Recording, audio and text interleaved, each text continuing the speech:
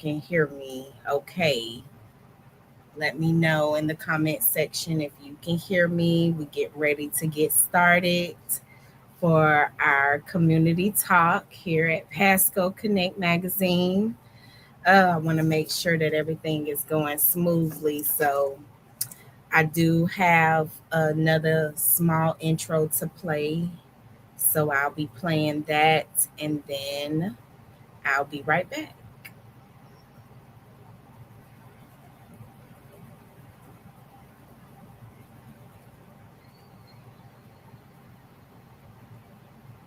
Help them navigate life, relationships, challenges, and an increasingly digital world. That's why fathers everywhere. Is it simply providing for your family? Make What does it mean to be a father? Is it simply providing for your family? Making sure the bills are paid? Keeping a roof over your children's heads? Those things matter, but fatherhood is about so much more. Children are looking for guidance. They are looking for consistency. They are looking for wisdom. They are looking for someone who will help them navigate life, relationships, challenges, and an increasingly digital world. That's why fathers everywhere should read Parental Leadership: 7 Principles to Lead Your Teen in the Digital Age by author and parenting advocate Christopher Mahan. Christopher Mahan is the latest cover feature of Pasco Connect magazine, where he shares powerful insights on intentional parenting, leadership, and building stronger relationships with our children. In a time when so many parents are searching for answers, this book provides practical tools that can help fathers become more effective leaders in their homes. Parental leadership encourages parents to move beyond simply managing behavior and instead focusing on leading with purpose, communication, consistency, and vision. A leader listens. A leader teaches. A leader guides. A leader creates an environment where children feel safe, valued, and heard. For fathers raising sons, this book offers strategies for developing responsibility, confidence, character, and leadership skills. For fathers raising daughters, it highlights the importance of trust, communication, support, and helping young women understand their value and worth. One of the most powerful messages in this book is that leadership begins with relationship. When children feel heard, they become more open. When children feel understood, they develop trust. When children experience consistency, they gain confidence and security. Christopher Mahan reminds us that parenting is not simply about correcting mistakes. It's about developing future leaders. Whether you're a father, grandfather, stepfather, mentor, coach, or positive male role model, the lessons in this book can help strengthen your influence and create a lasting impact on the next generation. And if you want to learn more about Christopher Mahan and his parenting philosophy, be sure to pick up the latest issue of Pasco Connect magazine featuring him on the cover. Purchase a print copy to add to your personal library or download a digital copy to read on the go. Inside, you'll find valuable parenting insights, community news, and inspiration designed to help families thrive. The greatest legacy a father can leave isn't found in what he owns. It's found in what he teaches. It's found in the relationship he builds. It's found in the example he sets every day. Get your copy of Parental Leadership: 7 Principles to Lead Your Teen in the Digital Age by Christopher Mahan. And don't forget to grab the latest issue of Pasco Connect magazine featuring this inspiring father, leader, and author on the cover.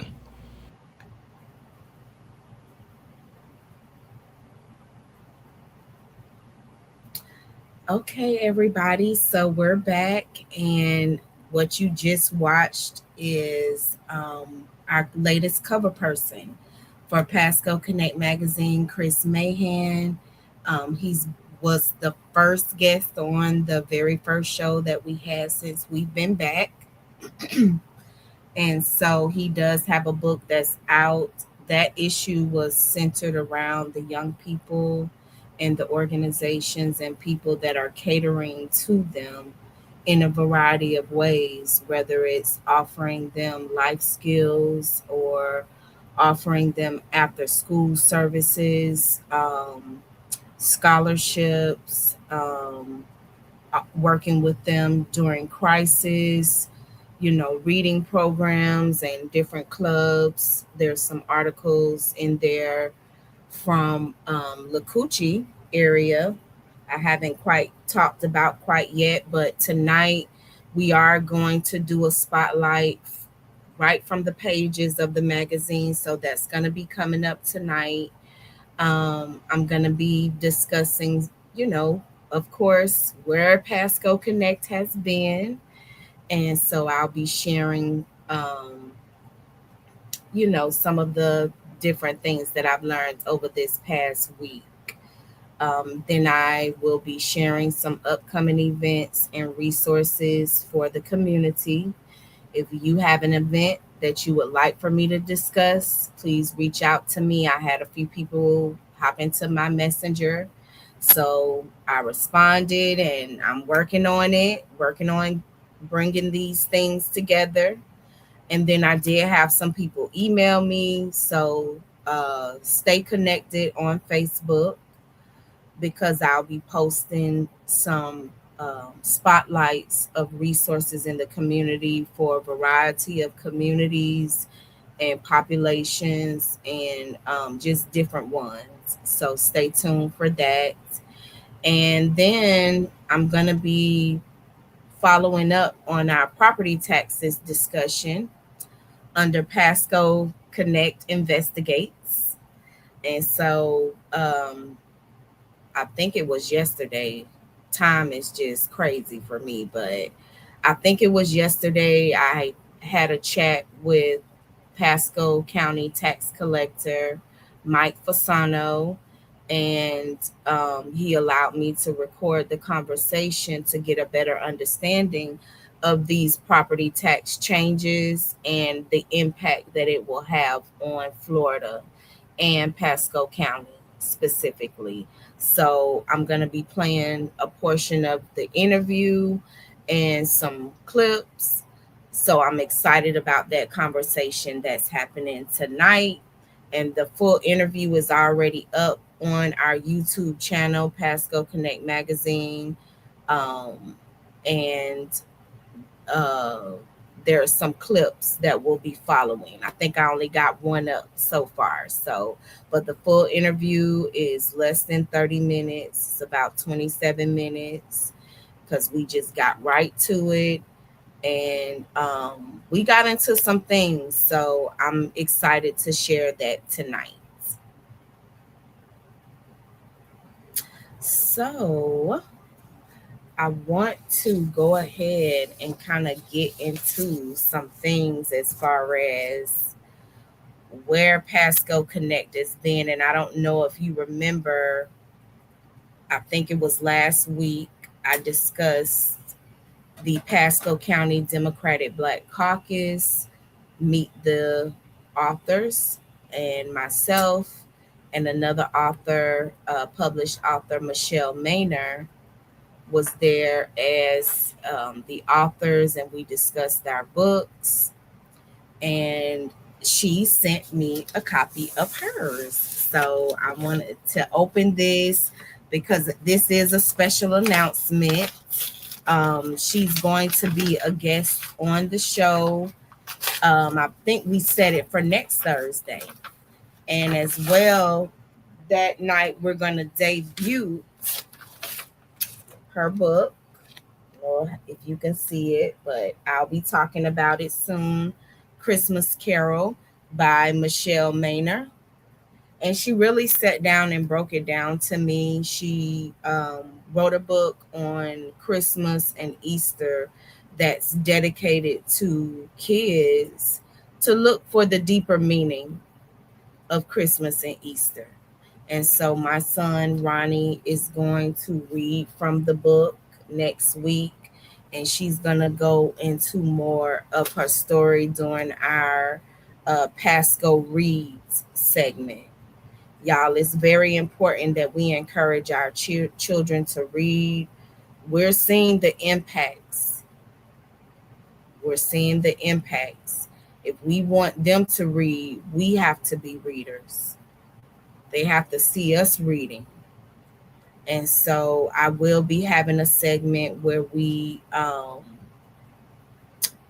discuss local authors, discuss their books, and possibly have the authors come up and share as well. And there is a section of Pasco Connect magazine that's dedicated to authors, local authors, and we had a few entries in the latest issue of poetry, and then we had some excerpts of some books, and we'll be talking about that for some later shows. So I'm excited about that. And so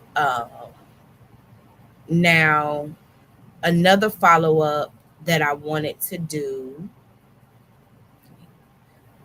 was I did let you all know last week that I attended the Pasco Recovery Roundtable. And that's a monthly gathering of people that work in the recovery community. They provide housing and space for people to recover from addictions.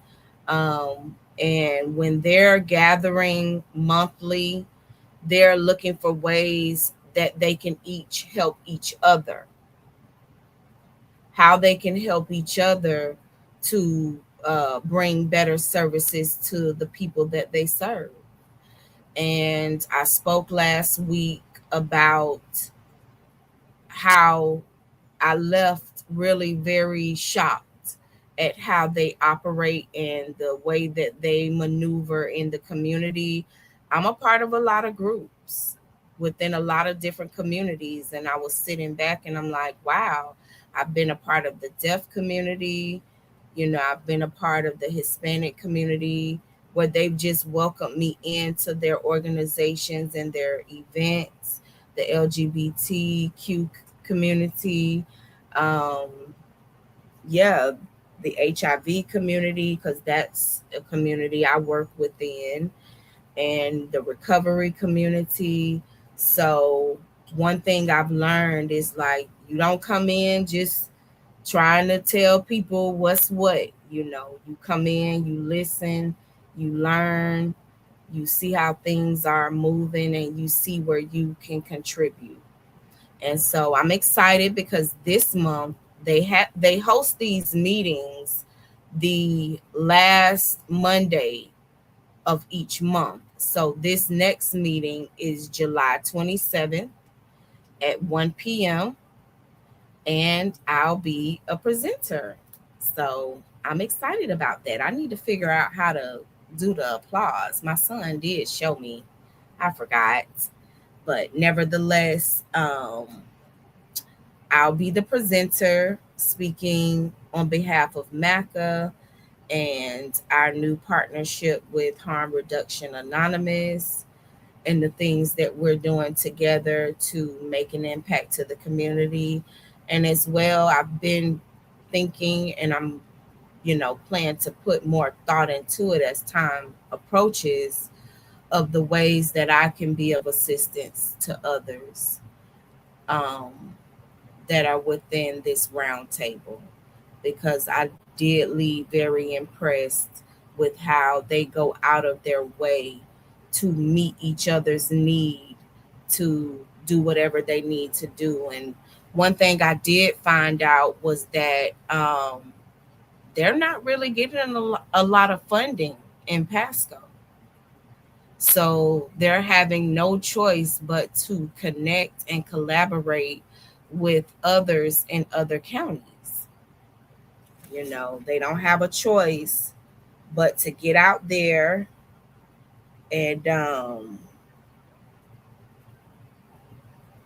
excuse me one second, y'all. I forgot to share some things.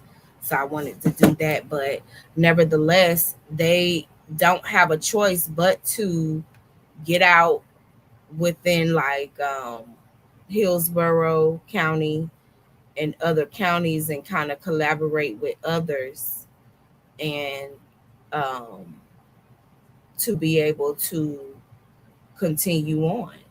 And it's getting real out here, even in the social services circles when it comes to funding. But these group of people are very knowledgeable and they will help you. And so recently, and it seems like in every circle, I get an angel. I get somebody that takes my hand and just like, come here, I want you to go here with me. Hey, I want you to meet this person. And so that angel has been Stephanie DeMarco. She did take me under her wing and began to invite me to the variety of events and things that she was doing within the community. We sat and handed out food where they come together and bring sandwiches and, just an assortment of food that people can come and get and items that they may need to be well, as well as making sure that they have resources for people coming up to the table saying they need help in whatever. She's been like a go to person that I know that I can say, well, if we have a client that has a specific need, I know I can reach out to her and ask her about it. And another woman that is now working with them, her name is Maggie. She works with Recovery Epicenter. She's been an angel as well. We recently had a great chat the other day about, all of the things that they're doing. And she's been very helpful to say, I can connect you with some people. And because I did want to follow up with some people the day I went, but I had to leave. And so, then I did hear during the meeting, that's what I forgot to discuss last time, was during the previous meeting, um, they mentioned some sort of survey that was conducted within Pasco around the recovery community, to see what the needs are, because there are certain cities and areas within Pasco that don't have as much recovery centers and help as other cities. And so they were mentioning those areas and trying to figure out how they can fill that void. And then as well, what else were they mentioning? It was a lot of organizations that are seeing how they can help and then collaborating. So you guys will continue to have these discussions, and I'll continue to keep you updated with what's going on. I do see where somebody has popped in. Hello, welcome. Let me know if you're ready to chat, and I'll bring you up. I think it was another thing I had to discuss in regards to um, Recovery Epicenter. Hey, okay, let's see here. I think this is it right here. I'm bring this up as I'm bringing up. Fund, that contingency Oh, that plan is that not what I you just meant to spoke. bring. I don't know why that came up. This is what I meant to bring up. Okay, I hope you all can see that. Hey, Hi, how are you? I'm good. How are you? Doing well, doing well. Mhm. I was just sharing the flyer about this month's meeting.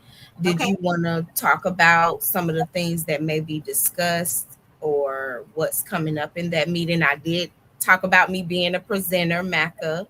Yes. So I'm excited about that. But any other news as far as that? Not as far as the roundtable, not yet, anyways. Just invite whoever you think would benefit or, would be interested in coming. Everybody's welcome, so it's not a Yeah, I was like, wow, the room was really filled yeah. up. And so, I'm like, I recall coming to maybe another one, and we were in another room, and it was a round table, but it was smaller, Hmm. so I'm like, oh wow, you all have grown. And so many people were just so willing to contribute, their services, and try to fill whatever void there is, out there. And I was kind of trying to remember the area they were saying that they need more recovery centers. Everywhere. Like it. Well, as far as recovery centers, it would be more like East Pasco. That's really like neglected. There are a few that are popping up now, which is really good, but that East Pasco tends to get neglected. There's a lot like right around here where we live. Newport Richey. This area has so many. That's why it's such a good place, and people come from all over to recover in Newport Richey because there is so much. Here as far in meetings. I mean, there's meetings all day and several Right. places to go. So it's just there's always things. That's Yeah. interesting. I know that there was some sort of survey put out in Pasco to get the needs, and I'm going to be getting that to kind of like review it and just process it and things like that. So I may have questions. I may be Yeah. calling you That's and how you things call like, me anytime. huh? You can call me anytime. Yes, because I said, wow, I would like to, have a better understanding too of the needs you all have. And, I'm going to be thinking about it too for my presentation to be able to say where I can help, where we can help, where we can be of assistance. So, um, yeah, I just want to learn more. I said, I'm just going to keep coming and keep, getting all of the information, keep meeting different people Mhm. so that even the people that come into MECA, we can address their needs properly. Yeah. And that's what it's all about. That's like what the whole point of the roundtable is, it's not to go there to talk about just what we do and look at us. Like that's not what it's for. It's for how can we help the community reach the goal? It seems like a lot of agencies and stuff were all separate doing sort of the same thing, but if we all did it together and like, hey, you're really good at this and you're really good at that, and we all came together, I think it's a better way to support our community. So Right, it's, right. it's important that we have people, because I've been to other roundtables where it's not like that. So I like ours a lot. Yeah. Everybody's Yeah. hearts is there, right? Yeah, I'm in agreement with that because I was mentioning like I've been in a lot of different groups within a lot of different communities where it's people coming together to help Yeah. that particular population. And it's not always like that, No. you know. So I said, wow, I think we need to take the way you all are doing things and plop it in some other circles and in some other areas because we probably would see a greater impact Hmm. for things. So, Yeah. And I think more and more people are becoming more willing, to, because there's just so much more of a need now. It's knocking on more people's doors than it was in the past, 5 years, 10 years. I think so. Nobody ever really does anything until it does start creeping up on their side of the street, right? Then they're like, okay, right. yeah. So, Yeah. I don't know if that's a good or bad thing, but it's a thing. Right. So it's hopefully it will help. So because we're all just a few paychecks, so never know. Mhm. Right. Yeah, I think too, another thing that I recognize is that, a lot of organizations often have, like, for instance, survivors of domestic violence Mhm. they usually come back and help Mhm. within the organization. And I see that throughout different Yes. communities. But I will say the way that you take care of the helpers seems to be different. The way that the people that are coming back to give back have a space to do that, Mhm. and they're acknowledged, for the wisdom that they bring. And I don't always see that in other communities. Mhm. So, I feel like maybe that's what it is. That's a little different. Yeah. Yeah. Yeah. So, Intentions. exactly. It's something to be said about how mindful you all are, and thoughtful within your approach to recovery. And I, would just like to see that be taken out and put other places. Like, take that mindful approach to different things. Wow, you never know what you see, Yeah. come out of it. So Yeah. We learned that in the rooms, right? How to live differently, and as long as we apply it to everything in our life, right? People see it, you know. yeah. Well, I did run across this. I'm not sure. I think maybe Maggie sent this to me. Mhm. Of some things that the recovery I'm epicenter. sorry, I have to move because I have to plug it in. Oh, you're fine. Yeah, you I'm so sorry. yeah. I don't know if you wanted to share a little bit about the needs of the. Yeah, I'll talk about it. It's this Saturday, so if whoever's is interested and would like to come, we were just up at harm reduction. We made I think 48 bags. Okay. So this outreach we do once a month. It's usually the first Saturday of every month, but this month because of the 4th of July, it's the second Saturday. So it is this coming Saturday. Um, and like the flyer says, all the donations, any kind of donations we get, we make bags for the homeless, and we meet up at harm reduction at 9, and however many volunteers we have and cars, we have a few places, encampments that we might know about, or we just kind of drive around because it's not difficult to find somewhere, Right.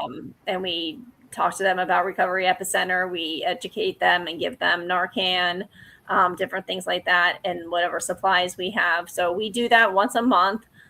I don't know if Maggie told you or if the roundtable discussed it. I can't remember anymore, but we did lose funding for Pasco.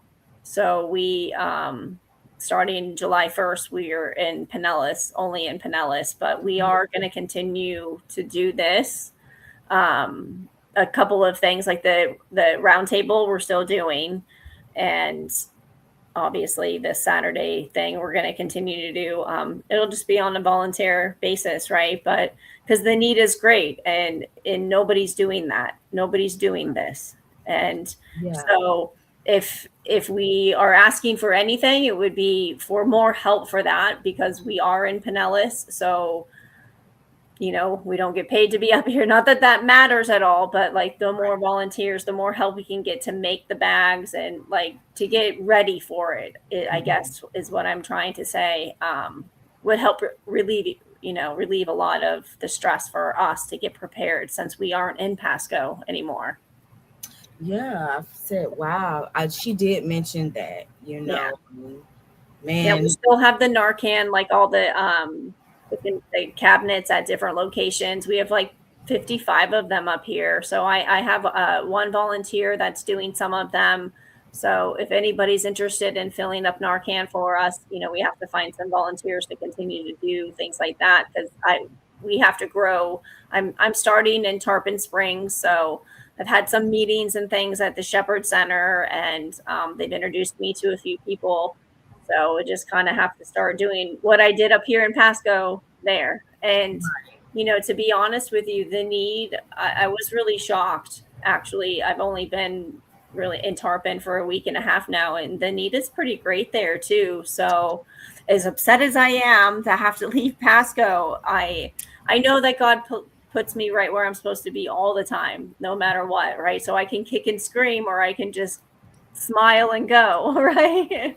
Yeah. So the need is great there, and I really wasn't even aware of that. So, it's a double-edged sword, I guess.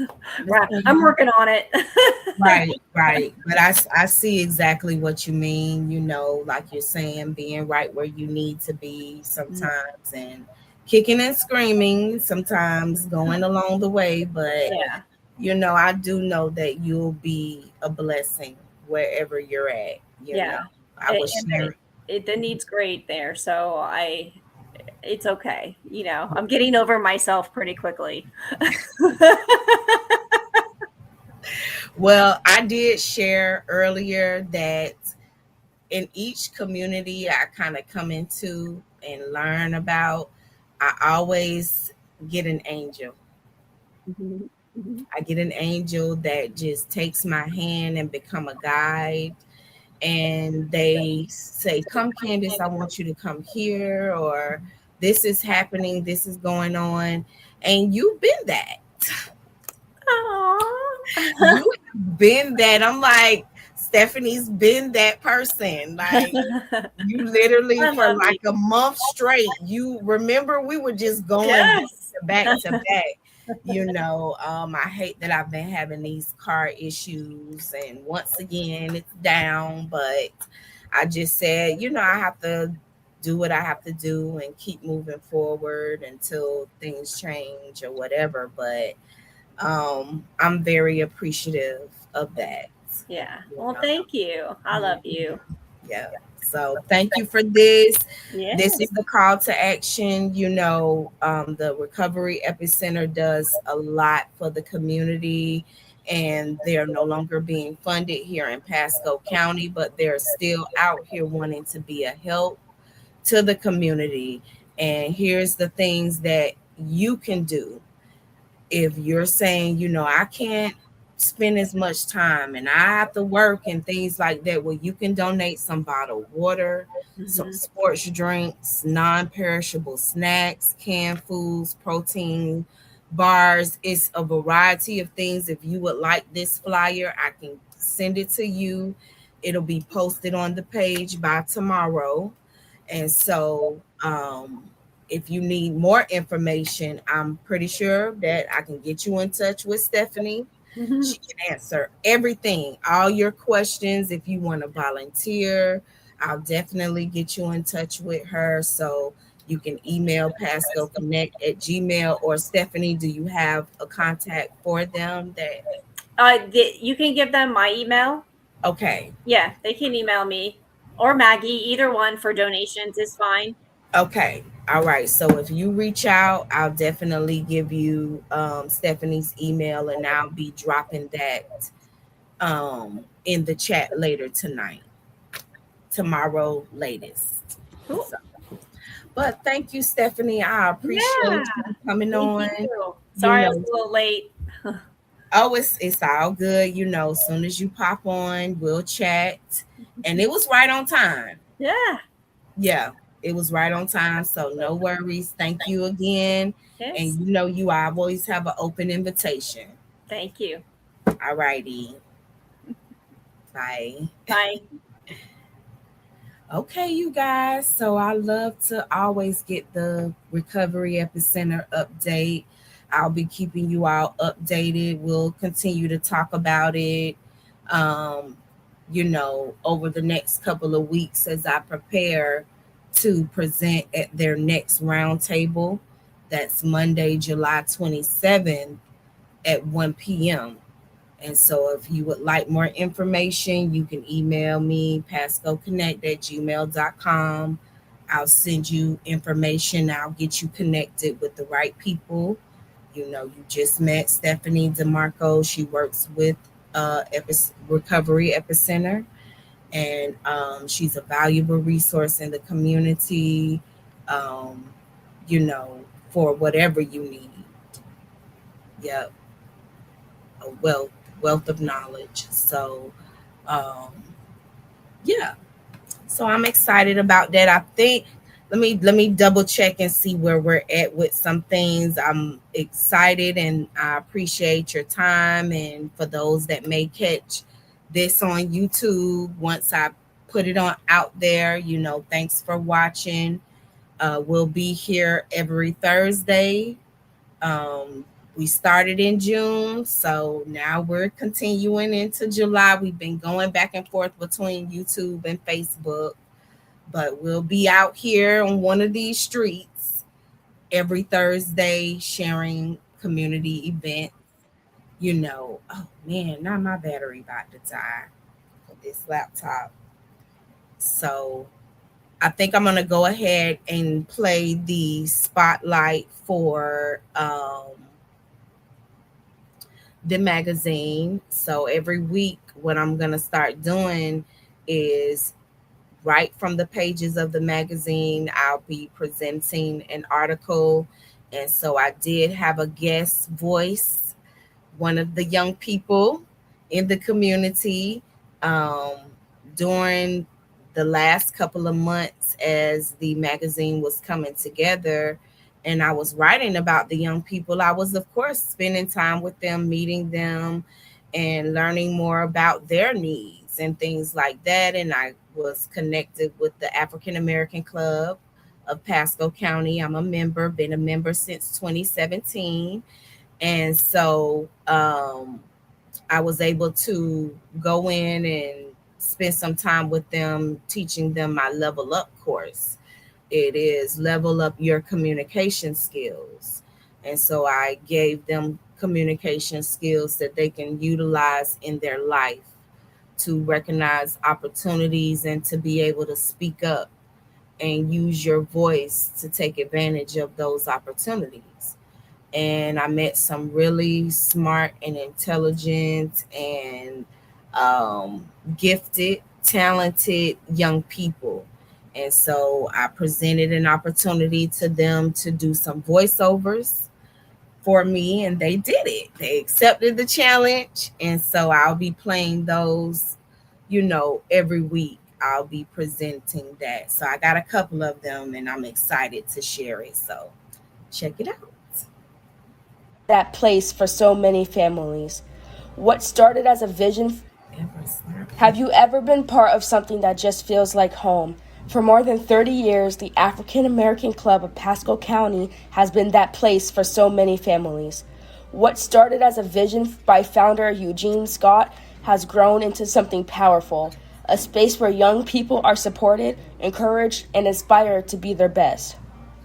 Twice a week, students walk through the doors of the AAC, and it's more than just a program. It's a place where they belong.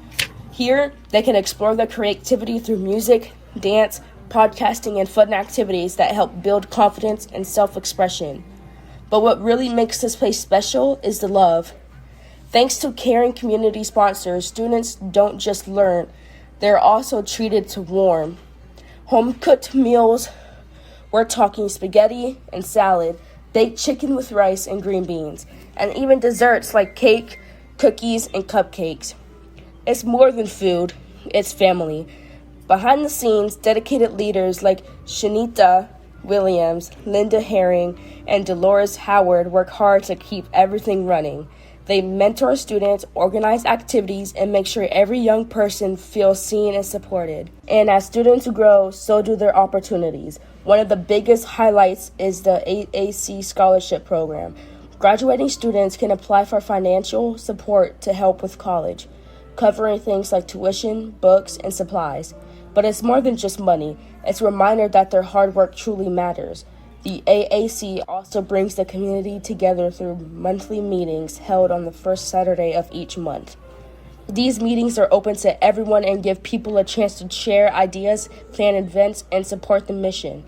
In a world where safe spaces for young people are so important, the African American Club of Pasco County continues to shine.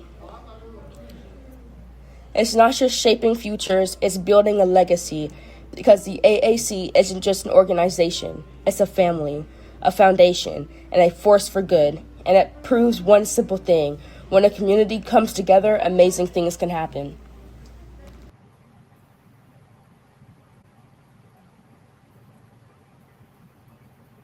So that was our right from the pages of the latest issue of Pasco Connect magazine. That was an article dedicated to the African American Club of Pasco County, recognizing them for their contributions to the young people in the community. Throughout the school year, they provide life skill programming and dance programming and other enrichment programming twice a week for free. They provide them with a safe space to be at, a meal, and an enrichment program. Throughout the year, they're doing events and fundraisers to contribute to the graduating class of each year to provide them with scholarships to help them in their college tuition and funds. And so that is something they've done, I believe, for over 10 years now. They've been in service for 30.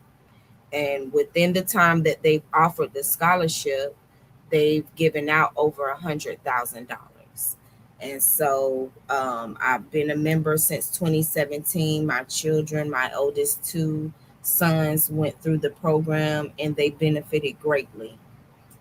And so I was very grateful to come into contact with them and have the opportunity to give my children some things that I received growing up.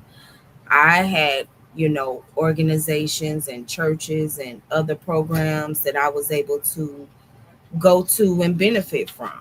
So let's see here. That was the African American Club of Pasco County. Fathers don't just raise children, simply providing for your family, making sure the bills are paid, keeping a roof over your children's heads. Those things matter, but fatherhood is about so much more. Children are looking for guidance. They are looking for consistency. They are looking for wisdom.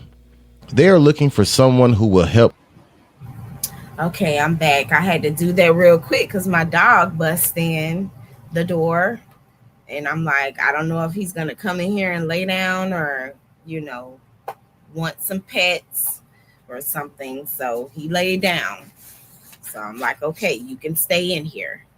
But nevertheless, I want to move forward with the next portion, which I want to talk about some things that's taken place in the community.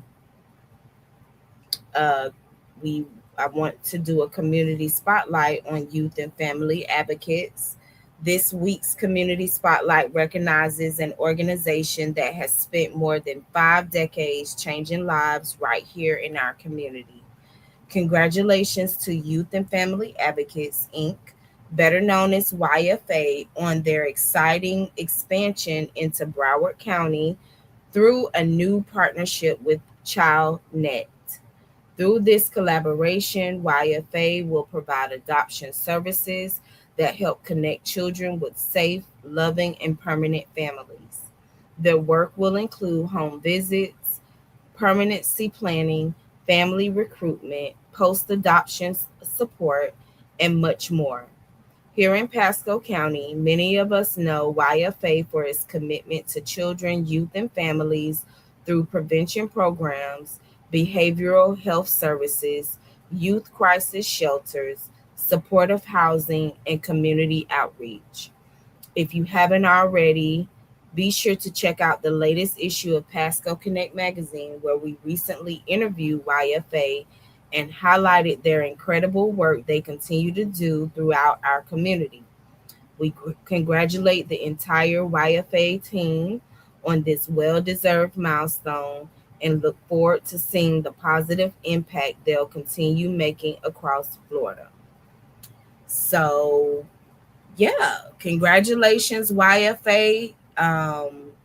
This is an organization that we connected with as we were putting together the latest issue. We have about 6 pages dedicated to giving you a lot of information on who they are and how they impact Pasco community.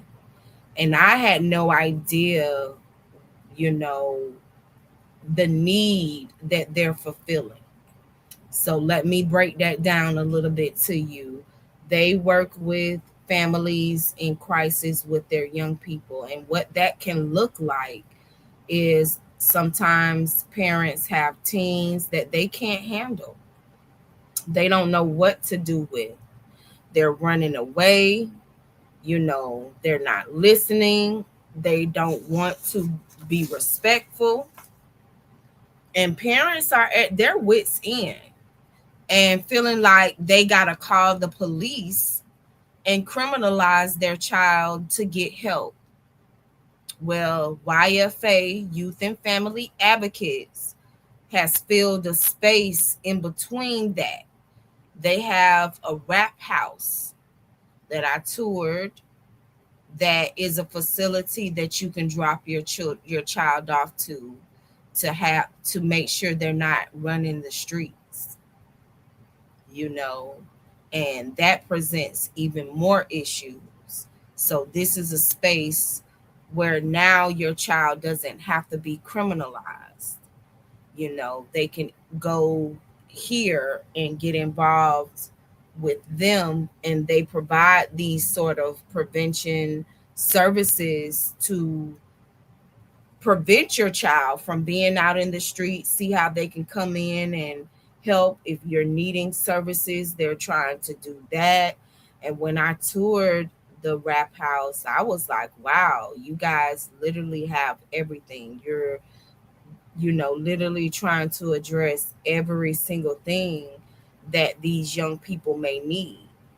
And so to know that they're expanding, um, to me just kind of shows that when you're doing something well, people want to work with you. They want that formula.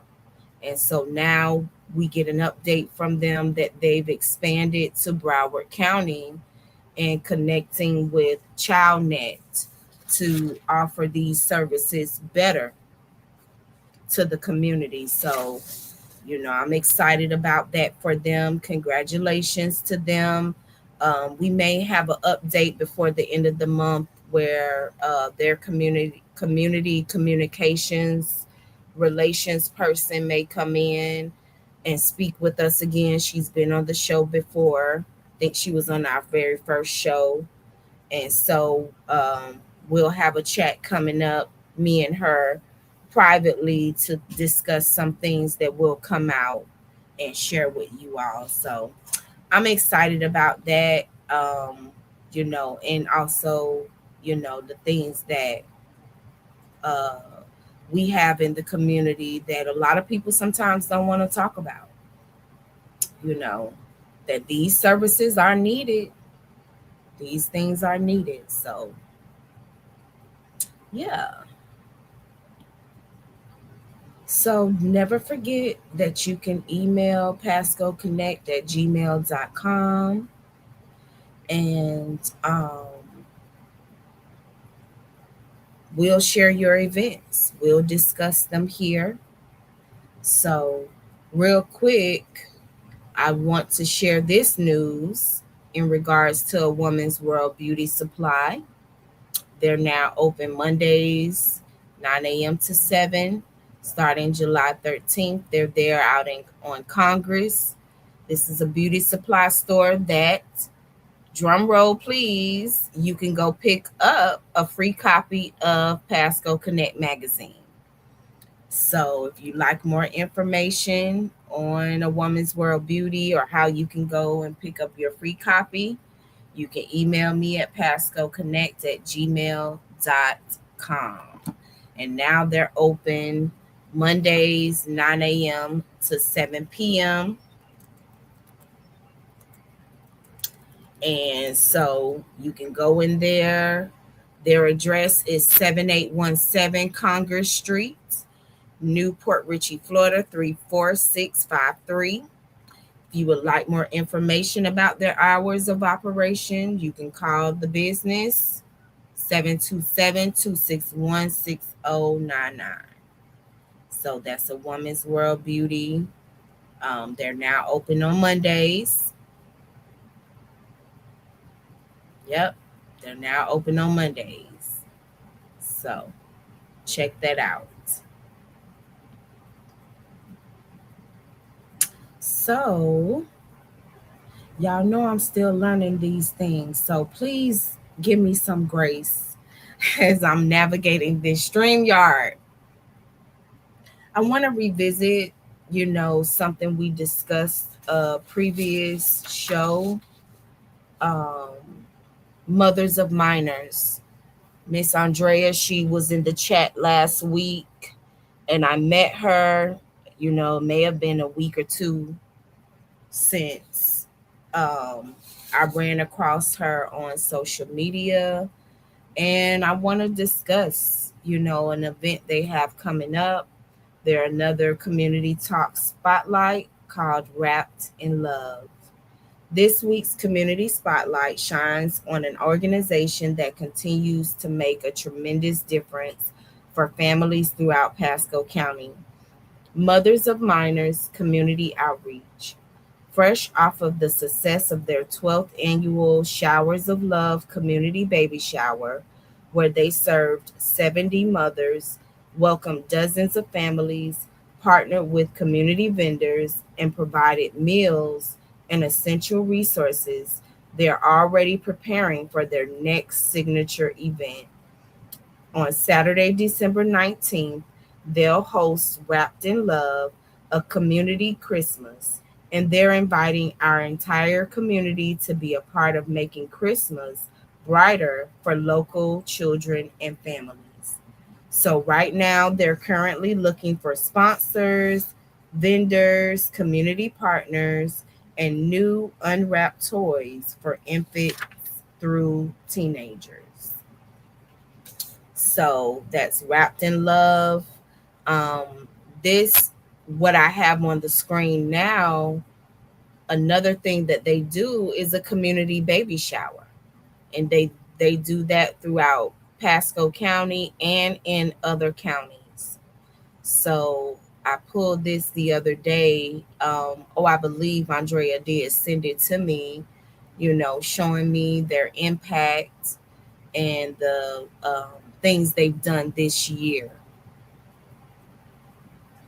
And so right now they're getting prepared for another annual event that they host every year, Wrapped in Love. And so they're asking for you to donate some unopened gifts for the young people, infants through teenagers. They're also looking for sponsors and vendors. And when I spoke with her, I was like, well, what is it that you really need?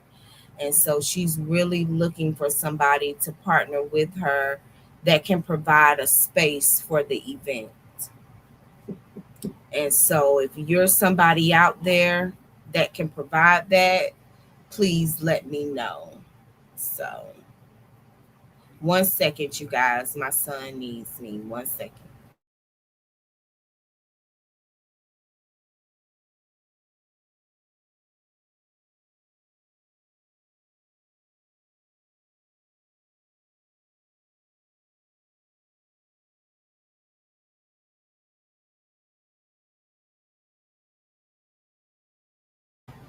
Whew, okay, I'm back. I do tell them I'm going live. I don't know, but nevertheless, I'm back. Sorry about that. But yeah, let me go back to this because I want to make sure that you all understand what she's really needing. And she's looking to partner with someone here in Pasco County for the event in December that can provide a space for this event where they pass out the gifts to the families. So that event is December, I believe it's December 19th. Yes, it is Saturday, December 19th. And so if you would like to partner with them, If you know of spaces available that would allow her to come in and do this event for the community where she's giving out gifts, you can uh, reach out to pascoconnect@gmail.com and I'll make sure to get you in touch with her. So, moving right along here, want to make sure that I touch on everything. There is a lot going on, you guys, a lot. So, I just want to make sure now something else that's getting ready, another organization basically that needs your help. Um, Another community spotlight step into Hope Shoe Drive. So throughout the month of July, Hope to Hope in Motion Inc. will be collecting gently used wearable shoes at community events across West Pasco. If you have gently used wearable shoes, I know they need a lot of men's shoes. Okay. So if you have shoes, specifically shoes that you would like to donate, July 11th from 9 a.m. to 2 p.m., they'll be at the Spring Hill Farmers Market. That's at 3021 Commercial Way in Spring Hill. That is from 9 a.m. to 2. That same day from 4:30 to 9:30 p.m., they'll be at the community market at the Port Richey Walmart. That's 8701 US 19 in Port Richey. So that's where they'll be July 11th, this Saturday. And if you have some shoes, or you like, what, I've been meaning to get rid of these shoes. They're good shoes. I don't wear them. Put them in a box. Put them in the box and take them up there. The funds will be used to help build a local community center in West Pasco and Home to Hope in Motion Inc. This location will offer resources, guidance and assistance, family community events, hope for the holidays, and so much more. The shoes collected will also help support micro enterprises to provide shoes to those in need. Please be sure they are in wearable condition. That's what they're asking. They need you to make sure that people can wear them. Okay.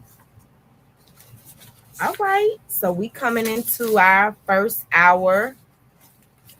Please continue to stay connected with us on Facebook, Pasco Connect. I'll be dropping even more events that have been put into my box that I was not able to get to. Let's see here, if I can just mention just a few I know that I just didn't have a chance to quite get to. Man, let me see. Here, I knew I was missing a page. I knew that. Nevertheless,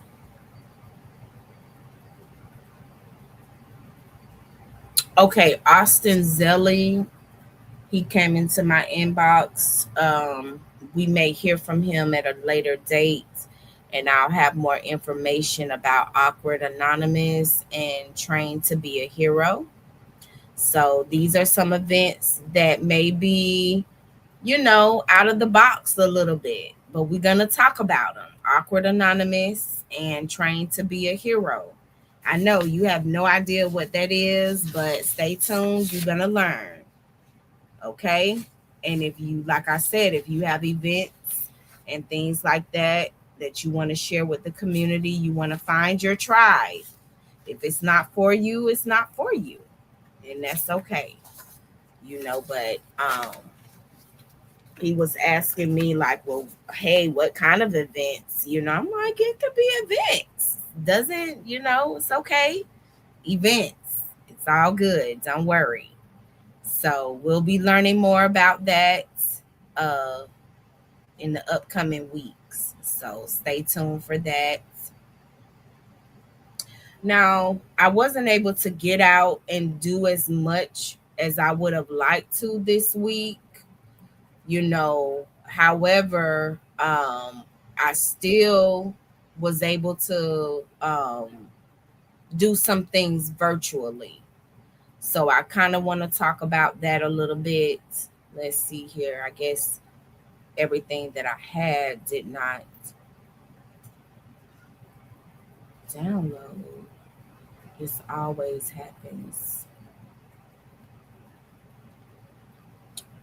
But it's okay. All right. So this week, I attended a few virtual events.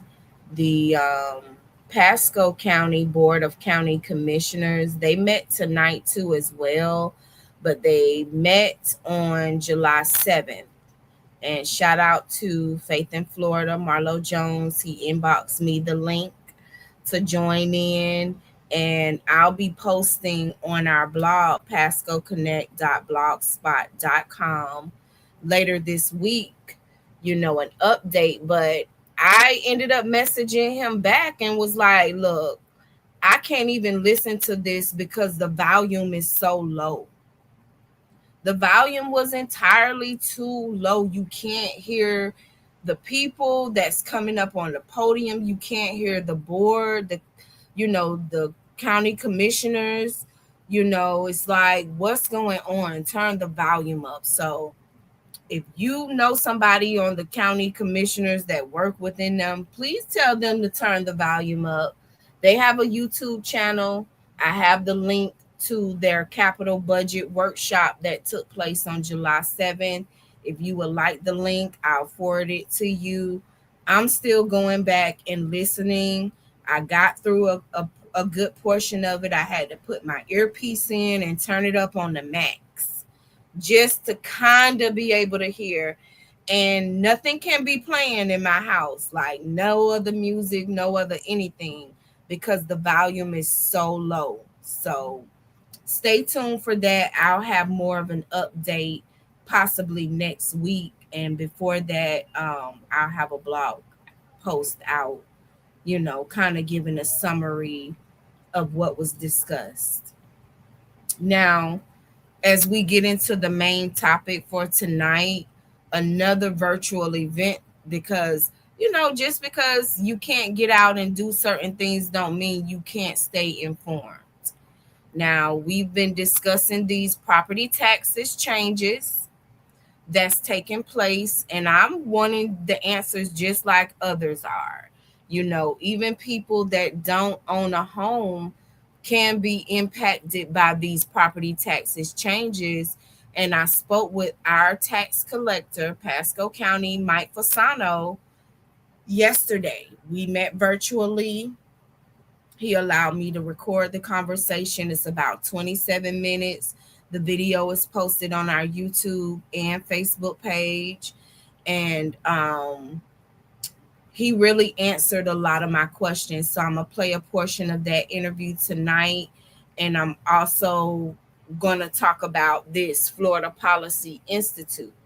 So Florida Policy Institute is a group of researchers that have reviewed the proposed constitutional amendment, Amendment 3, which makes significant changes to Florida's property tax system if approved by at least 60% of the voters. So on our YouTube channel now is about 30 minutes of this show. I mean, not show, 30 minutes of this webinar that they put on, where they basically go through the amendment and they come out and discuss the highlights of it. And the information is very dense. And so I had to listen to it a few times. but I'm gonna put out a review of it. I put the clip up on YouTube. It's about 30 minutes of it, but what they're doing is a series. So if you would like to get more information on their next meeting that's coming up, so because they allow you to ask questions and things like that, but these are researchers, these are people that are dedicated to studying policy and then communicating it to the community how it's going to impact you. And so if you, once again, if you would like to join the series, I can send you over the link, you sign up, and then they begin to send you the schedule and they begin to send out the link to you. So um yeah, everything is not always exciting, but it's research. So I'm out here researching and I take you all on the journey with me, of what I'm saying. Okay, Stephanie, thank you for the message. She said maybe volunteer ways. She should go in and speak to them. You know what? You're right. And I'm going to share that with her. Thank you. Thank you for that. She's responding to the mothers of minors that is looking for a place to host their Christmas giveaway on December 19th. So thank you, Stephanie. I will share that with her. So I want to get into our main discussion for this evening.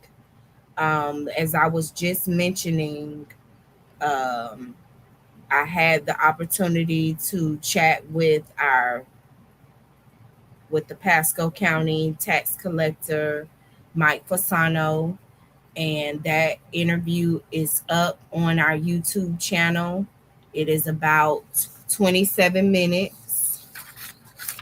Yeah, because we got right to it. And he was very forthcoming. He's one of the few people in Florida to speak out about the harms of the property tax changes on the entire community. And this is not the first time. It's not like it was proposed and then he began speaking out. No, the first time I heard him speak out was earlier this year at the Pasco Hernando College during the state legislative meeting for Pasco County. All of our board county commissioners were up on the stage, and the agencies within our county that service the community and are in some way government funded began to speak out. I guess because maybe they knew already that this was coming down the pipeline. And they were already like, no, we don't think this is a good idea. So our tax collector, Mike Fasano, was the first person to get up and speak. He literally broke it down with facts and figures on how this was going to impact us. And then later on, Governor Ron DeSantis declared that this was going to happen and that he put the legislation out there and that it would be on the ballot for us to vote on. And if it passed with 60%, these changes would go into effect immediately. And based off of the conversation that I had with Mike Fasano, we've come to some conclusions. So if you're confused about the Florida's proposed property tax changes, you are not alone.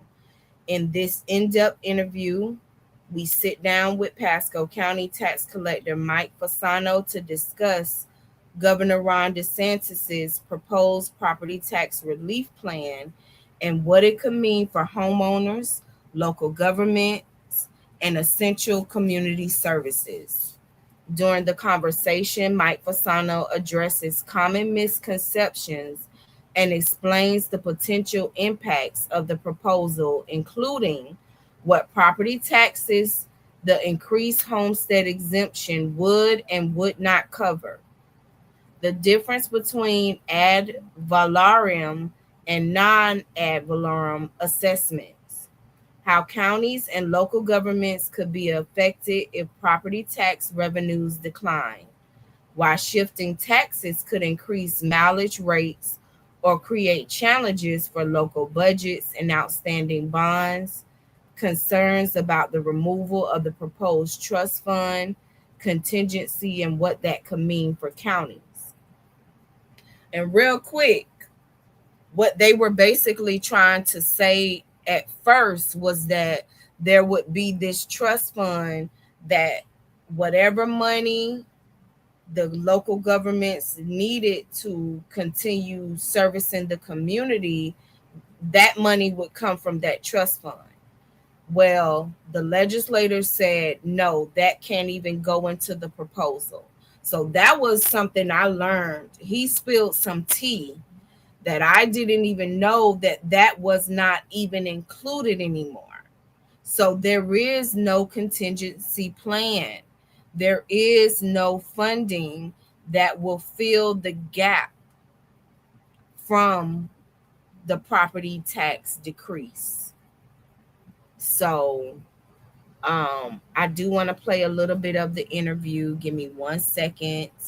It is a little lengthy. I'm going to play a good portion of it. Grab a snack, grab you something to eat, adjust your volume, and yeah, we're going to get into this. Hope it doesn't give me any issues. So thank you for doing this. I guess I'm just going to talk with you because Really? the first time that I was introduced to you was at that legislative meeting. Yes, ma'am. Yeah, that took place at the Pasco Hernando College. Yes. And I was just invited there. I had never been to anything like that before in my life. Yes. And so when I heard you speak, I think you were one of the first speakers to come up. I still lack an understanding of what you all were there for. Sure. Yes, ma'am. I'm just telling you what I received, that day. Because I mean, I left with a lot of questions. I left with this eerie feeling. Yeah. You were expressing the dangers in taking away property taxes, putting it for the community to vote on to say we don't want property taxes anymore. Right. What the and first of all, it's important for people to know we all want our taxes to go down. It's and our property taxes to go down. They are in some places throughout the state quite high.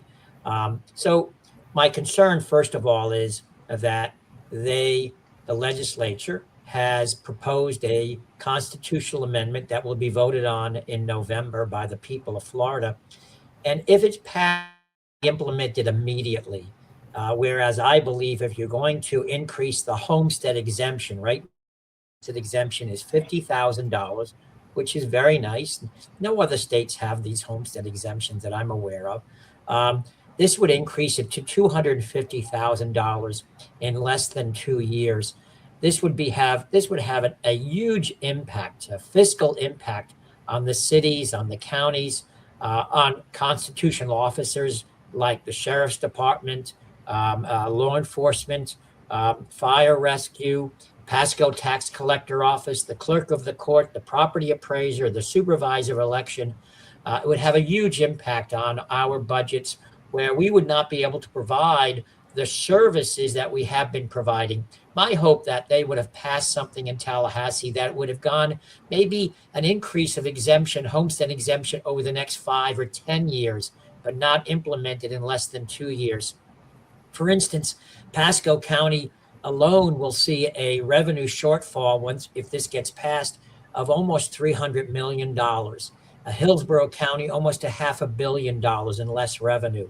To hit the cities and the counties so quick on reducing this significant revenue, it's going to be a tough time in making that happen. So one thing I did find interesting is coming back to me. You were kind of giving facts and figures on where we stand now with the Yes. exemptions that we have now. So Yes. can you talk a little bit more about Sure. that? Sure. I mean, right now, people qualify if you live in your home as a permanent resident. You get a $50,000 homestead exemption. This comes right off of the assessed value that the property puts on your home. So, for instance, let's say the property appraiser says that your assessed value is $150,000. Well, now you're going to pay tax only on $100,000. Mm. Uh, but the proposal does, it increases that homestead exemption to where many people may not be paying any ad valorem property Oh, I taxes. may be one of those people. You So might be, yes. it's But it's it's it's important to remember, Candace, that that's only on ad valorem assessments. So okay. there's ad valorem assessments, and then there's non-ad valorem assessments. So your ad valorem assessments are property taxes by the school board, by the county commission, by your water district. Maybe you have a fire district on there. Maybe you have bonds on there, like that were sold to build jail, maybe to build fire stations, maybe to build parks and rec centers. Then you have non-ad valorem assessments that could be anywhere from street lights to maybe a resource recovery plant, things like that. Those type of assessments will not be included in this homestead exemption increase. Those will always stay the same. Now, the concern I have as well is now that if this amendment passes, I believe you're going to see a lot of cities and counties move some of their ad valorem assessments to non-ad valorem assessments. For instance, like here in Pasco County, we have 7 bonds that were sold to build a jail, to build parks and rec, to build fire stations. They're being assessed on the ad valorem assessment. We have to make sure that we have money coming in to pay those bonds. Otherwise, we'll default on those bonds. And you're going to see the millage rate on those bonds increase significantly if this amendment passes, because they're going to have to find the money somewhere. Someone's going to pay for it in order to pay these bonds. Otherwise, we go into default, and that would be a dangerous situation for any county in Florida. With this information there and out there, why is this being proposed? It's a good question, a very good question. I got to give credit to our governor, Ron DeSantis. He made it clear when he was elected a few years back that he wanted to reduce property taxes. And he came up with this proposal. The Florida legislature agreed to it and put it on the ballot. People will have that opportunity. Again, as we said earlier, I wish they had done this over a period of 5 or 10 years as they increased the homestead exemption to not have this huge impact on the counties and cities. Let me use our office, the tax collector's office, for an example. Our tax collector office, including all tax collector offices in 67 counties, I'm an elected official as a constitutional officer. We get no money from the state, no money from the county, no money from the city, from the federal government. So people say, hey, Fasano, how do you run your offices? We run our offices based on fees that we charge. You come into our office and you want to do a driver's license. There's a fee associated with that. You pay your property taxes. There's a fee. Now, the fee is charged with the property taxes by the money we're collecting on behalf of the government agency. You're not paying it. The government agency, like the city is, or the county is, or the school board. So we lose money on motor vehicle services, as does every tax collector. That's what we're supposed to do by law. We're supposed to provide motor vehicle services, driver licenses, renewing registration, title work, renewing it, transferring a title from one state to another, or even in Florida. That's our job. 95% of the people that we see in our offices, in my 5 offices, are doing motor vehicle services. However, every tax collector, including us, lose money. I lose $4 million a year providing motor vehicle services. And the reason being is When someone comes in to do a driver's license and we charge them $54.25, our office gets $6.25. The rest goes to Tallahassee. If you come in, Candace, renew your auto registration, might be $50, $40, $60. I get $2.50 out of that. The rest goes to Tallahassee. So people say, so when I explain that to them, they understand. So that's why you're losing money on motor vehicle services. Yes. So how do you make up for that shortfall? By collecting property taxes. And at the commission we make off of property taxes fill that void of the $4 million loss, pays the salaries of our 250 employees, turns the lights on, pays the leases we have on offices so we can provide services to our customers. So as you do away with property taxes, our office, along with the other 66 tax collectors' offices in the state, are saying, hey, someone's got to fund us if you want us to continue to serve the tens of thousands of people that show up in our offices throughout the state to provide for motor vehicle services. Right. And that's where we're just asking, hey, if you want to do away with property taxes, you want to increase the homestead exemptions, and the people say, yes, you've got to make sure that we're adequately funded so we can provide the services that are in law that we have to provide motor vehicle services. You can do away with the property taxes, Candace. You can do away with them, but guess what? Still, 95% of the people that show up in our office are going to continue to show up for what? Motor vehicle services, where we lose money in providing those services. So 2 thoughts came to me as you were saying this. Yes, ma'am. You know, I've seen some people make this point because as I've been putting what I gather out about it, they've been responding as far as like, you know, well, I'm not a homeowner. I'm a renter, you know, or I'm not somebody that lives here 100% of the year. So these things don't impact me. They and do. So, they well, that's what I would like for you to kind of discuss, because I think too, the other point was homeowners are excited and they are saying they are okay with paying your higher fees if your fees have to go up because they're going to save money in this other area. But then what about the renters and the other types of people that live here? Candace, that's a wonderful question. That's a great question. And so remember, let's take Pasco County, for instance. Pasco County, 50% of the homes are homesteaded. The other 50% are non-homesteaded. And that's because it's businesses, people who maybe not live here all year round, people who live in apartment complexes, people who live in a rental home, people who live in a mobile home park where you pay rent to live in there. They are going to pay more because the counties are going to have to find a way to offset the loss they're going to take on the increase of the homestead exemptions. Pasco County will see almost a $300 million loss. They're going to have to raise taxes on those who are non-homesteaded. Right. So let's take an apartment complex here in Pasco. We have several of them. We have dozens of them. The renter is paying a rent to the landlord. When the landlord gets that bill and sees that their taxes have gone up because they're not in that homestead exemption, because they don't get a homestead exemption, where are they going to pass that increase on to? The renters. Right. Mobile home parks, where our seniors and families live, same thing. The landlord is going to see their taxes go up because, again, the counties have to find a way to offset that loss. Those non-homesteaded entities will see their taxes go up, and therefore they're going to pass it on to who? Either those who are leasing from them or their customers. Someone's going to pay for it in the end. Right.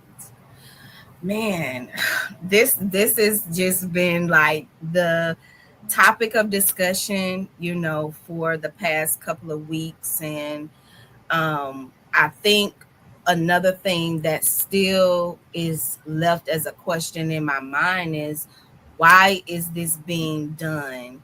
and a follow up, who is benefiting the most Well, from this happening? Well, again, and again, I said I have to give our governor credit. He wanted to reduce property taxes on those who live here permanent. He came up with a plan.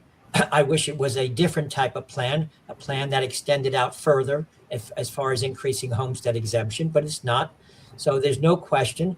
And those who live in a home permanently will see some, and I want to emphasize some reduction in property taxes, but it's not going to be as significant as people suggest, because somewhere along the way, the county is going to have to pick up that loss, and you'll probably see them transfer some of those ad valorem assessments to non-ad valorem, where people will not get the benefit as far as the increase in homestead exemption. It's like it's like moving one tax to another entity or another area where you'll wind up paying. You'll see taxes come down for many people, but not as significant as some are suggesting. It's just not going to happen, because somehow, some way, the counties and the cities are going to have to find some area to find that revenue, someplace, somehow, to find the revenue they're losing. Okay. I have just two more questions and I'm Yes, gonna let ma'am. you go. No problem. So, another thing that I was really concerned about at the first meeting, you were the first one to get up, but following you were other agencies that I really didn't even realize, I guess, would be impacted Yes, through property taxes. absolutely. And it just seemed like, I don't know, a coordinated effort, or like you all just were coming in, standing together to say this cannot happen. I will tell you that it wasn't a coordinated effort. I didn't know anyone else that was going to get up and speak. I got up and spoke because I was concerned about the trickle down effect it was going to have on our offices, and we would still have to serve. I serve 50 to 60,000 people in our 5 office each month. 95% of those people that come in there are for motor vehicle services. And again, we lose money. And I was concerned hey, I'm saying to the legislators who were sitting on the dais, hey, if this is going to be implemented, if this passes, please know that somehow, some way, you've got to get the tax collectors enough money so we can serve your constituents every day. Now, I will tell you, if this passes, it's going to affect law enforcement. There's no question. It's going to affect law enforcement, sheriff departments, police departments. It's going to affect fire rescue, fire departments throughout the state. It's going to affect parks and rec centers. Okay, it's going to affect those who fill a pothole in our streets. It's going to have a trickle down effect that will affect every part of every county agency and every city agency. Well, I think I did have one additional question, about, I think I remember when you were first speaking out about it, which thank you, for doing that. Yes, ma'am. Because not only at the legislative meeting, but, publicly. Yes. I'm like, wow, Pasco is speaking out, of all of the cities. That just stood out to me. I'm like, okay, we got somebody that's like, look, let me tell y'all what's really going on. And I'm like, I got to say something about this. But I remember kind of like within your statement, you saying what they had as some sort of contingency plan was not enough. And I did see some other comments from people kind of like, oh, this trust fund or some sort of other way that they had, that they were thinking, okay, this will be enough to be in the gap of it. Can you talk just a little bit about that? Sure. First of all, that trust fund, that contingency plan that you just spoke of, is gone. The legislature took it out of the bill before they passed it. And so the amendment no longer has that backup, if you will. If you recall, the governor talked about, and I thought what he had was a good idea, was having a trust fund that would offset in some of the losses that small counties and cities would have.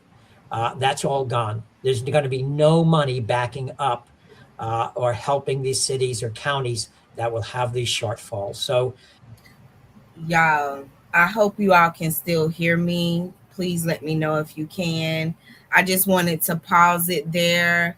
That was a big shock to me when he said that, because I do recall their presenting that, it would be okay for the property taxes to go away, or for some people to not have to pay them, because there would be this trust fund, and we would have reserves, and we would be able to pull money from there.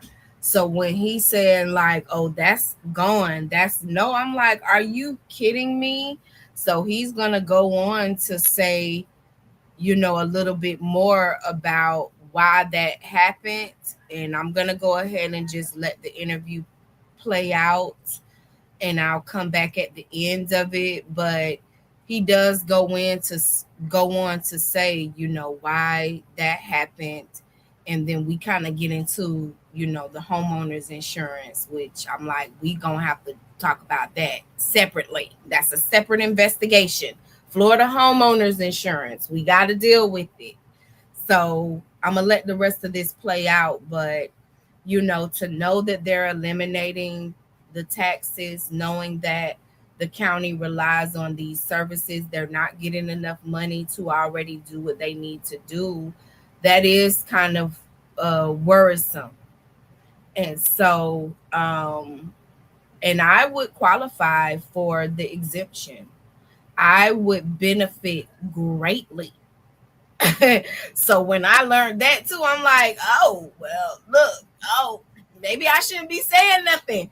But I'm concerned, about the services we've come to rely on that we don't think about until you need them, so.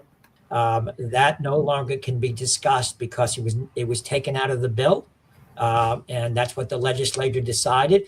And in a way, I understood, I was in the legislature for 19 years in the Florida Senate, and so you don't want to put something in place that requires future legislators to have to fund.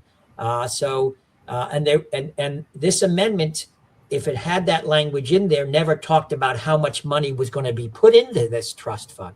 And I think that's why the legislature took it out. So that's a non-issue. That does not exist any longer. Well, see, yeah, because I do remember you bringing that up at the first meeting, like, this is not going to be enough. No.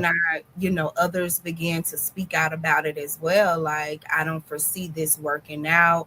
And so this is a shock to me to learn that it's not even there. Like, so they just removed it. It's not like the money is gone. Nope. It's just like, you can't depend on that being a plan.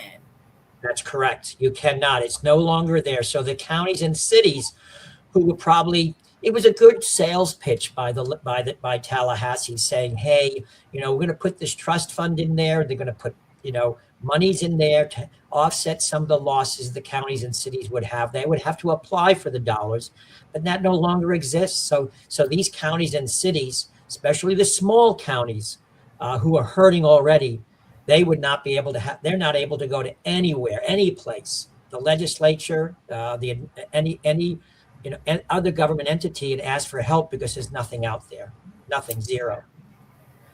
Well, these are the main things I definitely feel like, I needed for myself to be answered, and what I would like to share, with the community about this, because people have questions. Sure. They rightly want so. Rightly so. We hope that I don't want to tell people how to vote. I just want to ask people to make sure that they educate themselves on, as I would say, the good, the bad, and the ugly of the amendments. There's some good things, there's some bad stuff, and for those who are renting, there's going to be some ugly for them, unfortunately. Gotcha. Okay. Well, I'm going to see how this goes over. I have a show on Thursday evening. Okay. All right. I think we went on to chatting, and we did end up kind of speaking about homeowners insurance a little bit. I'll have some clips going out soon. There is one already posted on Pasco Connect magazine, Facebook, and YouTube page, and the full interview is on YouTube now. Like I said, it's about 27 minutes long. I don't even know how much of that we got into, but nevertheless, man, it's been a crazy week. Like, I'm still digesting all of that information. So, I think I put a quick little blog post out, or maybe I haven't published it yet. So that'll be going out tomorrow if it's not already out. And I'll be posting the clips, and we'll just see what happens, what how people respond now with more information and with a better understanding of what's going on. you know um this is a big deal. I know it may not be getting raised up as a big deal. Oh, Stephanie says, I had no idea about all of this. Thank you for sharing this. Yes, me either. Like, when I sat in that auditorium at Pasco Hernando College, that was earlier this year. And I just happened to get an invite to come to that. Didn't know what to expect. And when I heard him breaking it down, like, Florida gets X amount of money from this, and you heard him kind of break it down, like, for every $50 we come in there to renew our license and things, they're getting $2, $4. The rest go to Tallahassee. And I'm like, well, how are you even surviving? I was just shocked. And he didn't even stay just in Pasco. He broke it down for other counties, all of the 67 counties in Florida. So I'm like, man, he's like, yeah, then what followed was, the heads of like the fire, the police, and other agencies that I'm like, oh, you a part of it too? Oh, you gonna be affected too? I was just like, man, each of them were kind of getting up, sharing how if this go down, we may not be able to continue running. I'm like, what? So, for a little bit, nothing happened. And then all of a sudden, Governor Ron DeSantis was like, yeah, this is happening. I've made the proposal, because it was our county commissioner's job to then take that information that, the local agencies was telling them back to Governor Ron DeSantis to say, hey, they're saying if this happens this way, this is how it's going to impact us. And so I don't know, what I think what he was also saying, the reason why Governor Ron DeSantis presented this is because this is something he ran on in his campaign. So he's like, well, I gotta, get us some type of plan, to make the people happy. I don't even know really. I did put out something when he first was saying it, but it was still kind of vague. That's why so many people was talking about it and having questions about it. Then he kind of backed away from it and was like, well, this has changed from what I proposed, so I won't be running my new campaign on this particular proposal, but I'm still behind it, was basically his latest quote that he put out. That was maybe like a week or two ago.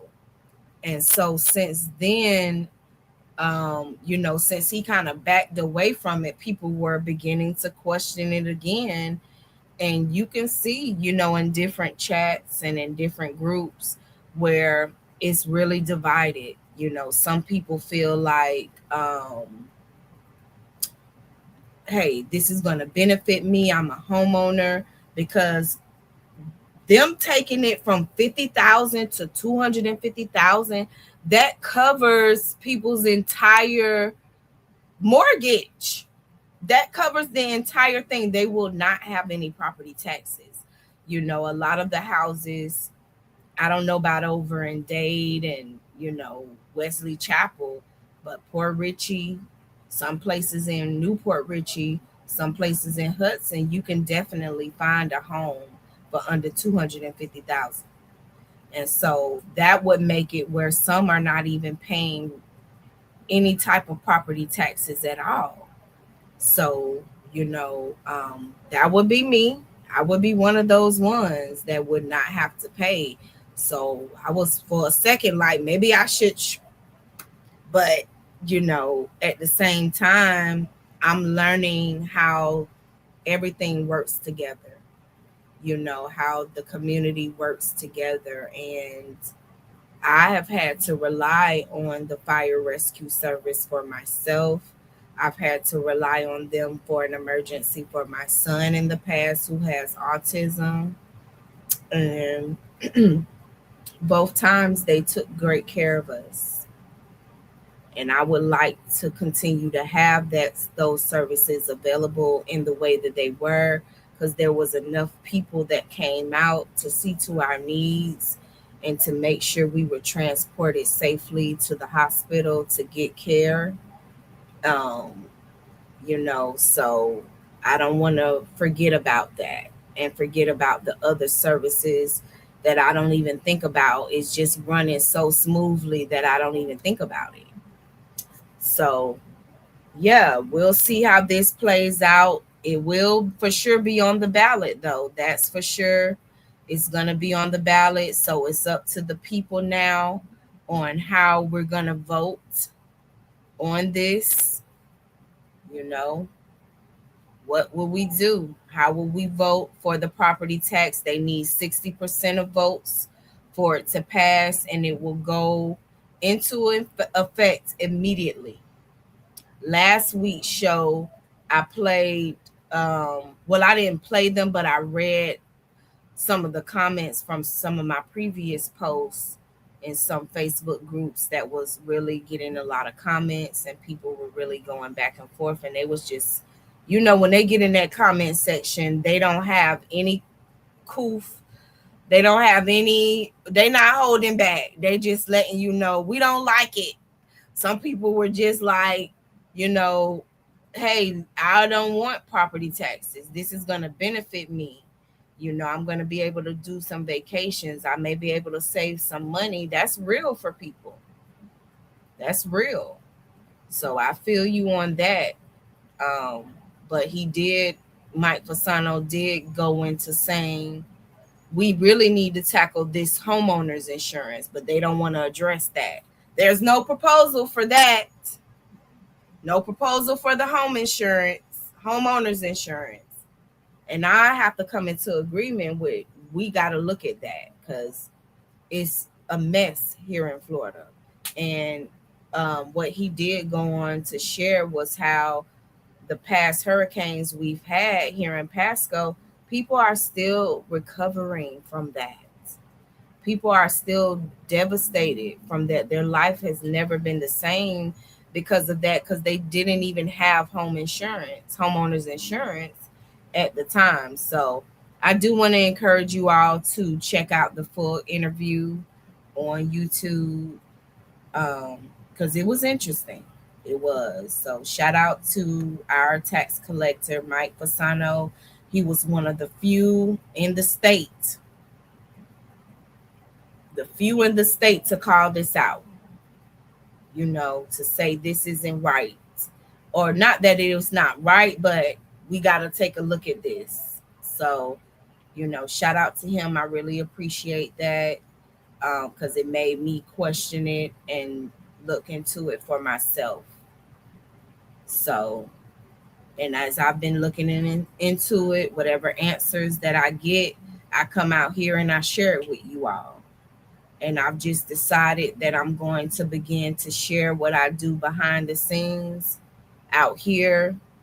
And so that interview, because I couldn't meet him at the office, that's what I would normally do anyway. I would hop on a Zoom, but we use StreamYard this time.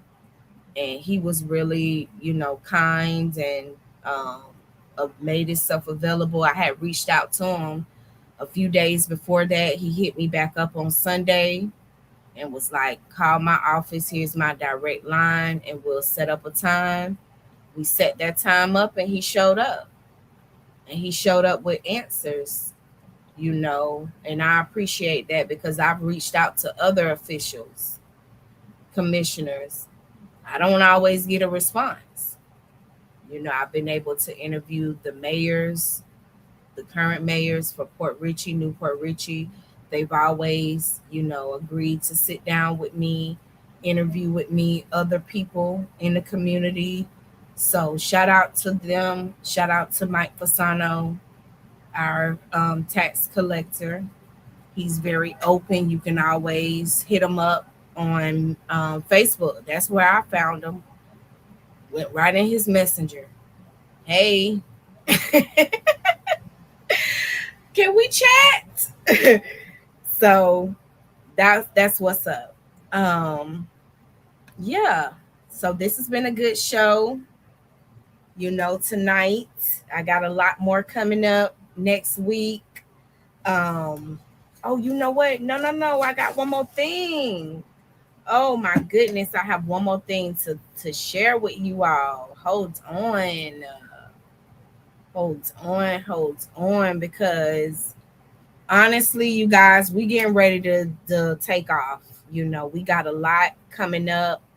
And as far as this show, Pasco Connect Community Talk, we're gonna be, expanding.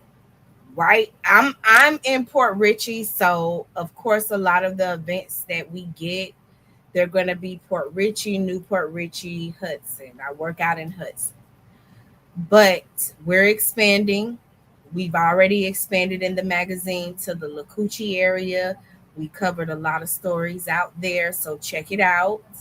But we have a new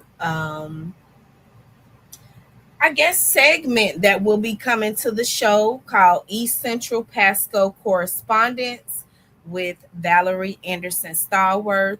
So I got her latest report on some events and things that's coming up out in that area. So I do want to share these things with you. I'm going to be posting the links and the flyers to them, the ones that I have here on Facebook. So, stay tuned for that. Stay tuned for the correspondence report for East Central Pasco from Valerie Anderson Stallworth. So, just so you guys know, um, she works with Stallworth's Nonprofit Management Consulting LLC.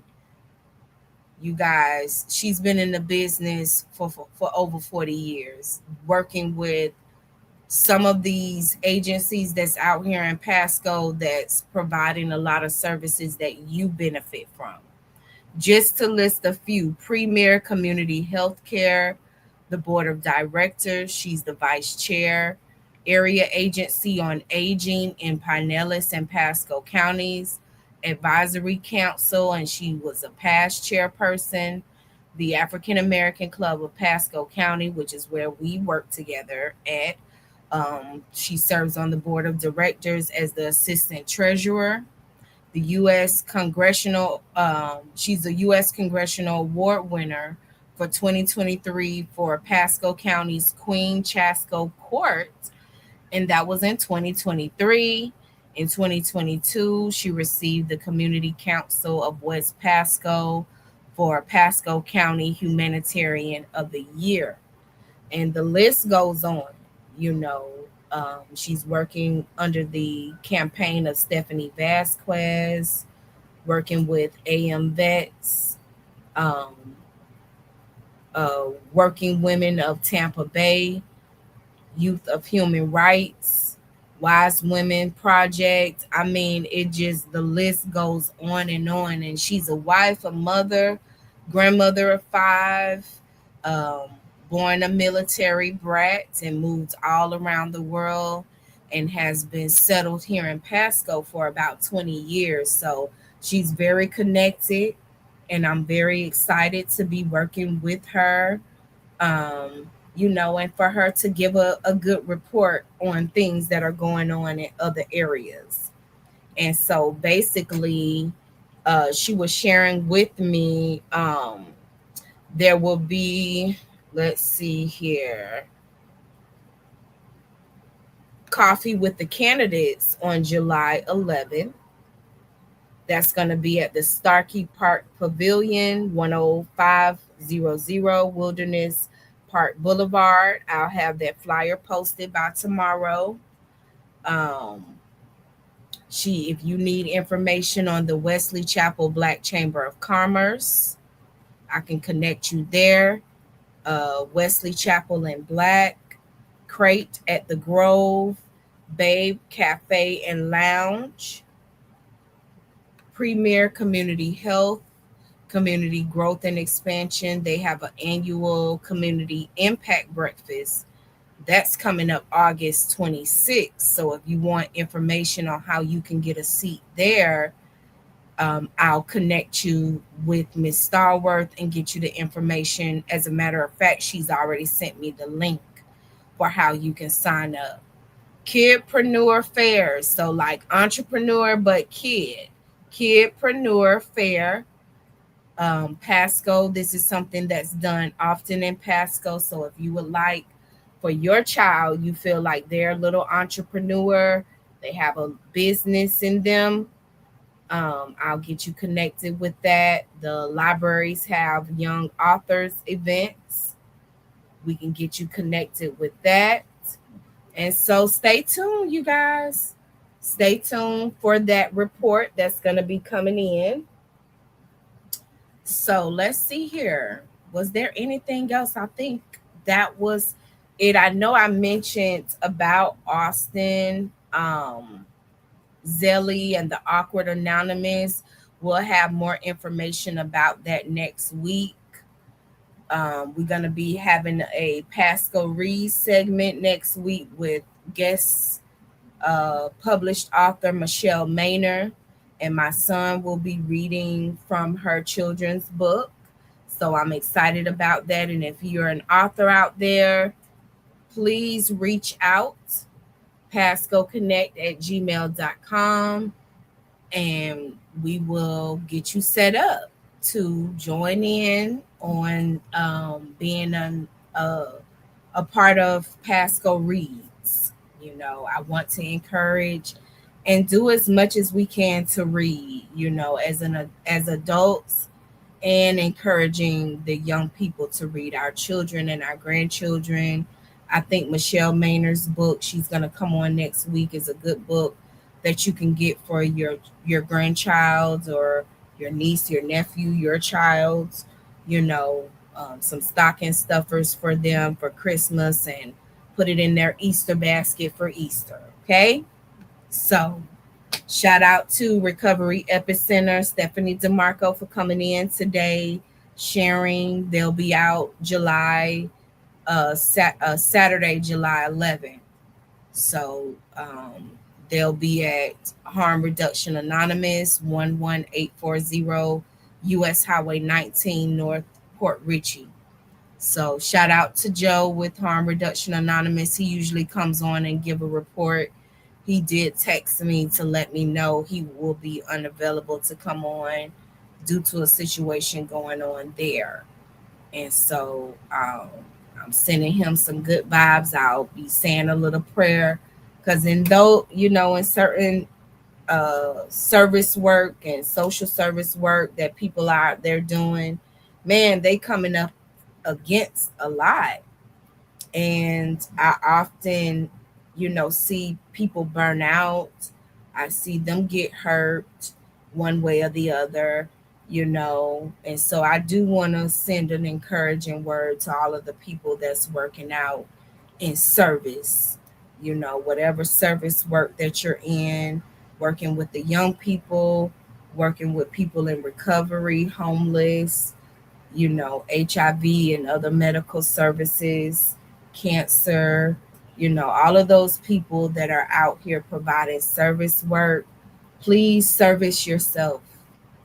Please take care of yourself. Please rest. I appreciate Stephanie. She knows how to take care of herself. At the round table, she showed up on the screen. She's like, I'm not feeling well. I'm here virtually. And that's how I have to be sometimes. You have to make those decisions, like I got to rest. And we don't tell the people that's taking care of us enough to go rest, you know. So I do want to send out that encouraging word to you all. All right, you guys, I think that's it. We're coming up. Got about 4 minutes left. I'll play this last commercial, our spotlight from the latest issue of Pasco Connect magazine that you can go purchase your printed copy on madcloud.com, or you can drop in at A Woman's World Beauty, and I'll be spotlighting locations that you can go pick up the magazine for free. So I do drop off a couple of issues there just so people can pick them up in some other spaces. And I'm looking for other places to leave them as well, because I do want the magazine to be free. So shout out to A Woman's World Beauty, Yuri, who has allowed me to put a rack out there with the magazines in them. So stop by and pick up your free copy, or you can go to madcloud.com and download the digital copy and order a printed copy. So, yeah, this has been a great show.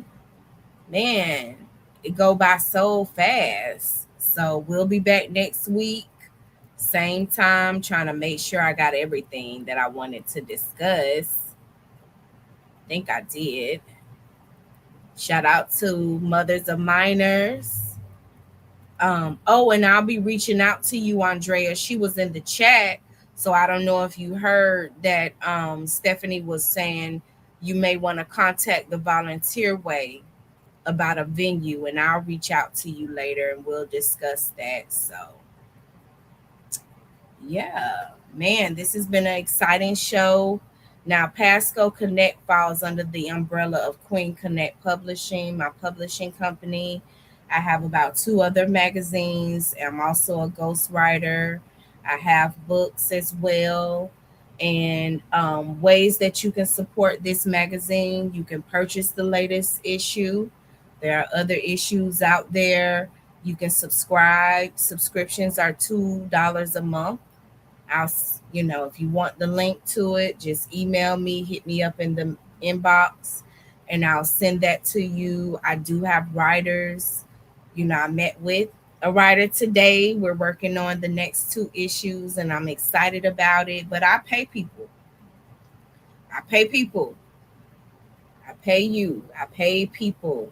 So if you would like to support, that's how you can do it. You can also take out an ad in the magazine. I'm very affordable. The rates are very affordable. A spotlight for your organization, or certain people within your organization that you may want to spotlight. There's a book cover spotlight. Back cover spotlight, front cover spotlight. Excuse me. And ghostwriting services. So if you would like more information, definitely let me know. PascoConnect@gmail.com, please. Thank you. And also, if you would like to support, the show, here are the ways to do it. Cash App. Factabulous is my first magazine. Factabulous magazine was released in 2009. It's a magazine for plus size people. It's a national publication, and that's why my Cash App says that. Okay, but you can support me through Cash App, PayPal, Venmo, and Zelle. So yeah, thank you. I appreciate it to those that support. All right. So we're at 9 o'clock, you guys. All right. I'll see y'all next week. Y'all take care. Love y'all. Bye. Part of something that just feels like home. For more than 30 years, the African American Club of Pasco County has been that place for so many families. What started as a vision by founder Eugene Scott has grown into something powerful, a space where young people are supported, encouraged, and inspired to be their best. Twice a week, students walk through the doors of the AAC, and it's more than just a program. It's a place where they belong. Here, they can explore their creativity through music, dance, podcasting, and fun activities that help build confidence and self-expression. But what really makes this place special is the love. Thanks to caring community sponsors, students don't just learn, they're also treated to warm, home-cooked meals. We're talking spaghetti and salad, baked chicken with rice and green beans, and even desserts like cake, cookies, and cupcakes. It's more than food, it's family. Behind the scenes, dedicated leaders like Shanita Williams, Linda Herring, and Dolores Howard work hard to keep everything running. They mentor students, organize activities, and make sure every young person feels seen and supported. And as students grow, so do their opportunities. One of the biggest highlights is the AAC Scholarship Program. Graduating students can apply for financial support to help with college, covering things like tuition, books, and supplies. But it's more than just money. It's a reminder that their hard work truly matters. The AAC also brings the community together through monthly meetings held on the first Saturday of each month. These meetings are open to everyone and give people a chance to share ideas, plan events, and support the mission. In a world where safe spaces for young people are so important, the African American Club of Pasco County continues to shine. It's not just shaping futures, it's building a legacy, because the AAC isn't just an organization, it's a family, a foundation, and a force for good. And it proves one simple thing: when a community comes together, amazing things can happen. Life, relationships, challenges, and an increasingly digital world. That's why fathers everywhere should read Parental Leadership: 7 Principles to Lead Your Teen in the Digital Age by author and parenting advocate Christopher Mahan. Christopher Mahan is the latest cover feature of Pasco Connect magazine, where he shares powerful insights on intentional parenting, leadership, and building stronger relationships with our children.